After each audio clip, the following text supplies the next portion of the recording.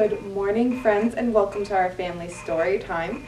In honor of the winter solstice that's coming up next week and our first official snow last weekend, I thought we'd do some winter books today. So let's start with that warm-up song. And we're going to say, hello, friends. Hello, friends. Hello, friends. It's time to say hello. Hello, friends. So the first book I have for us today is called The Snowy Day by Ezra Jack Keats. This is definitely a favorite. You guys might have read it before, but I like to read it every year around this time. The Snowy Day. To Tick, John, and Rosalie.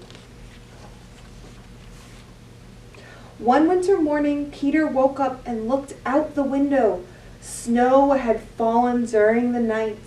It covered everything as far as he could see. After breakfast, he put on his snow suit and ran outside.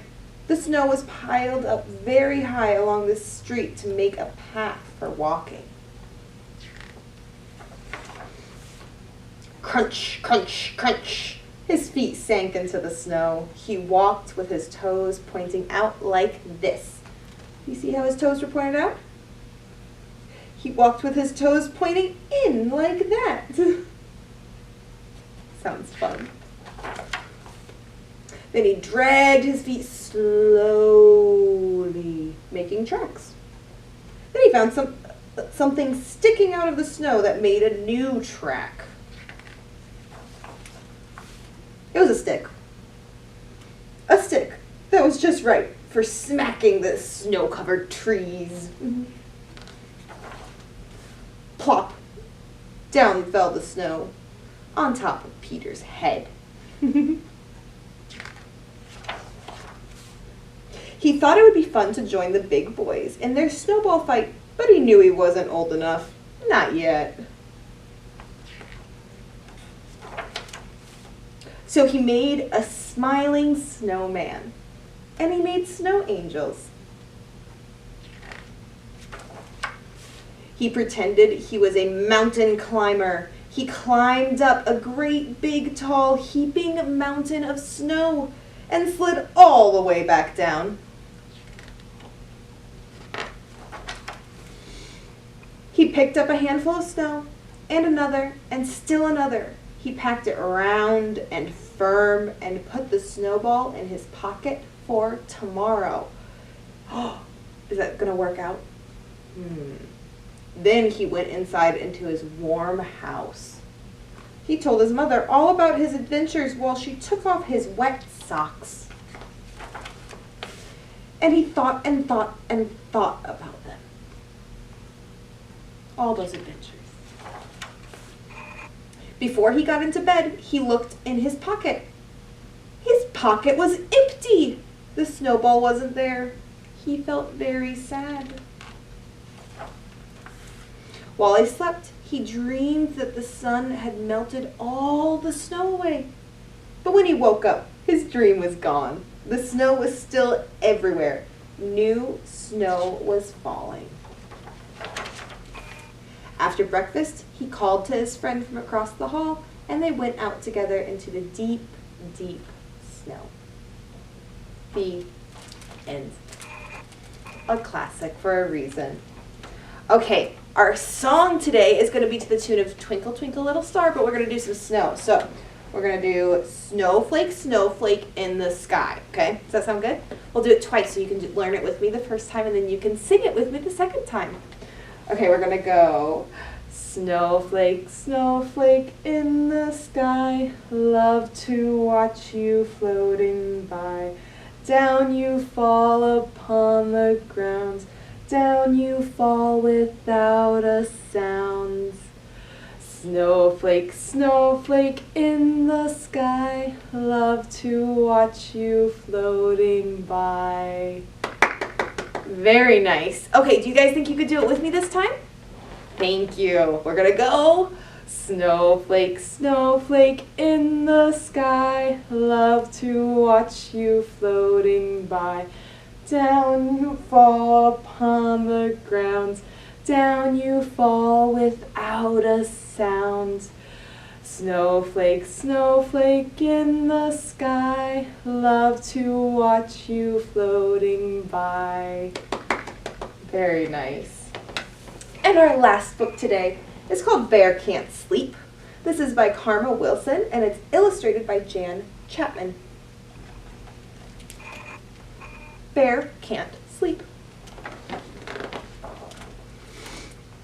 In his home in the forest, while the cold wind blows, Bear snuggles in his quilt from his nose to his toes. While the snowflakes fall and the drifts pile high, Bear tosses and he turns, Bear moans and he sighs. He stares at the wall. He's not tired at all. And the bear can't sleep. Pitter-patter, tiptoe, Mouse scurries into the lair to check on the fire for his good friend Bear. "Oh, Bear," Mouse squeaks, "you are up too late. It is winter in the woods and bears hibernate." Mouse frets, "Dear me," as he brews mint tea, and the bear can't sleep. Bear is counting sheep. 1, 2, 3, 4, when Badger and Hare tumble in through the door. "Ho, Mouse," says Hare. We were just out walking. Bear should be asleep, but we both heard him talking." Bear snuggles deep down in a sad, furry heap, but he still can't sleep. Mouse turns down the lamp. Badger builds the fire up. Hare pours warm milk into Bear's tin cup. Then Gopher and Mole tunnel up to the lair. Mole frets and he fusses. "It is bedtime for bears." The cold wind blows while the firelight glows, but the bear can't sleep. Wren, Owl, and Raven flitter inside to find Bear awake with his eyes open wide. Wren hops to and fro. What else is there to try? A song to make him sleepy? So they sing a lullaby. All gathered in the lair, they hum along for Bear. But he still can't sleep. Poor Bear. "I'm awake," roars Bear, "and that's all there is to it. I've tried to fall asleep, but I just can't do it. I'm bored.